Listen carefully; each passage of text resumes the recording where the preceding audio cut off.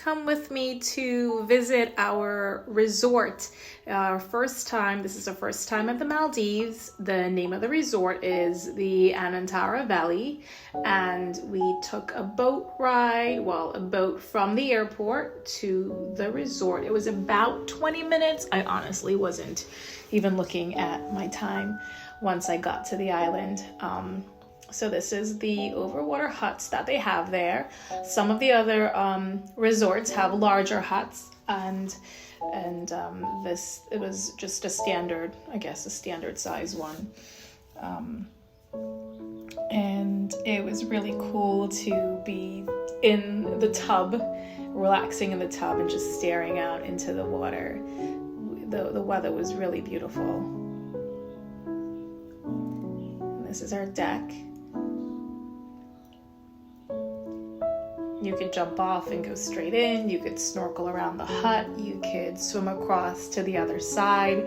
Right across the waterway was a little island with no buildings or huts or anything on there. Just they would have little places where you could sit or just relax on the sand. The sand was so powdery soft.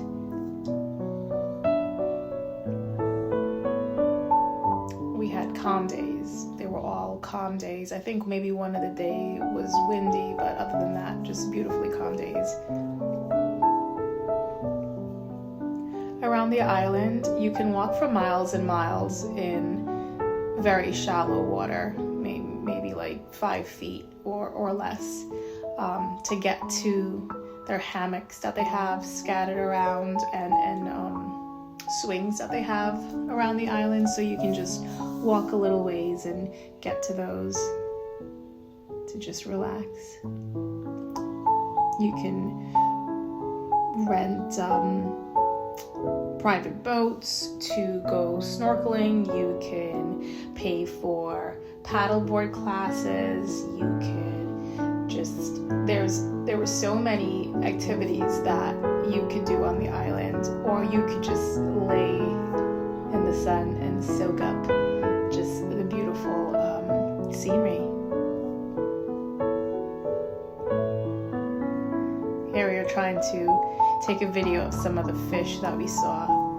There's quite a few fish swimming around us on our walk to this little hammock here. There's one of the guys. He's not so small. So it was a little nerve-wracking walking in the water because I wasn't sure what marine life they had there, if it would be anything dangerous, but we were fine.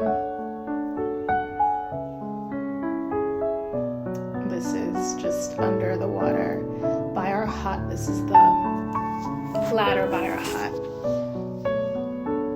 Lots of sea life, lots of fish. There was a turtle that came by. There was the manta ray, the moray eels. The moray eels weren't here, but once you go snorkeling in the deeper waters, there was moray eels there.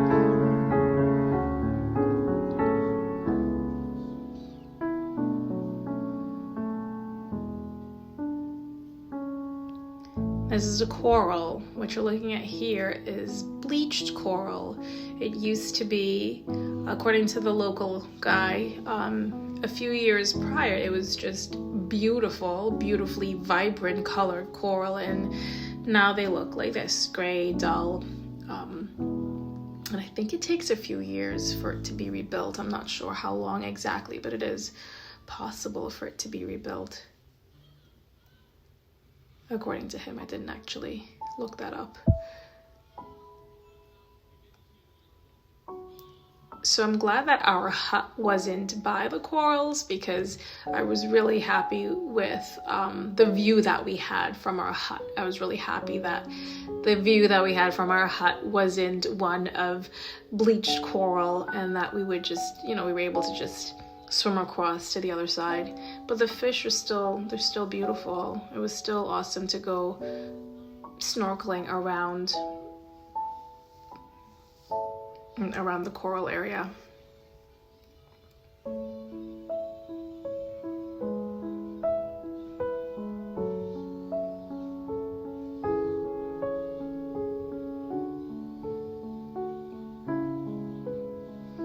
were looking for that ray.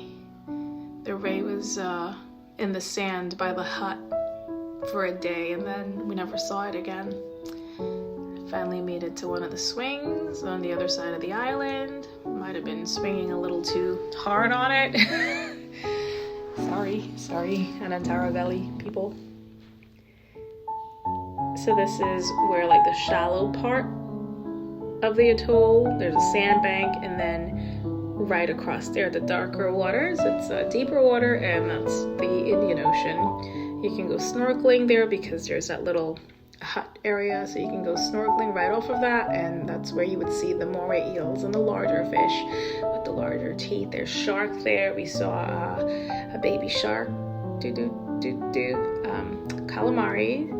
So we'd just be walking from the hut to the shore, and we would see random sea creatures. This is our parasailing experience. This was our first time parasailing. Figured, why not have our first time parasailing be in the Maldives? It's kind of nerve-wracking for me because like if they ran out of gas, or if I don't know, I just figured we would just, if we got detached somehow, we would just be floating in the wind, flying in the wind for miles and miles and miles, because there's nothing to catch you. Once I got past the fear, though, it was such a beautiful scenery. How beautiful is that?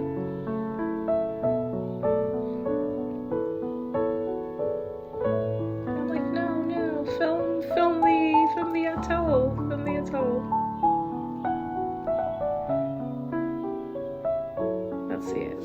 the atoll. It was really cool to see from up high how close the islands were to each other and how shallow or deep the water was.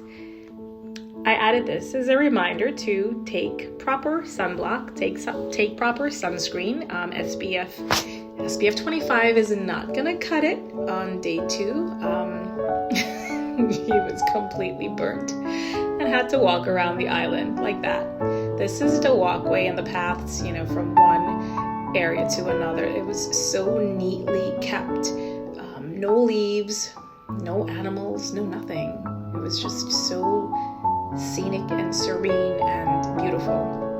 Every night they had a different theme. So this was a little celebration. They had like the cool drums and music. I would recommend getting a food package though, because dinners can be a little costly. So for 2 people without the package, it would be at least $100 per night. But if you got the package, I feel like it was just better, because we got a package where we had breakfast and dinner included, and the breakfast spread was really a wide variety. So again, this is their fire night, and they have pools. Of course, they have like the infinity pool at the resort. And I guess that's a guy learning to paddleboard in the back. And this is the beautiful Maldives. This was our goodbye. And it was just a beautiful, breathtaking bucket list stay that I was very thankful that I was able to experience. And I know the film work wasn't so great, but I hope you enjoyed it.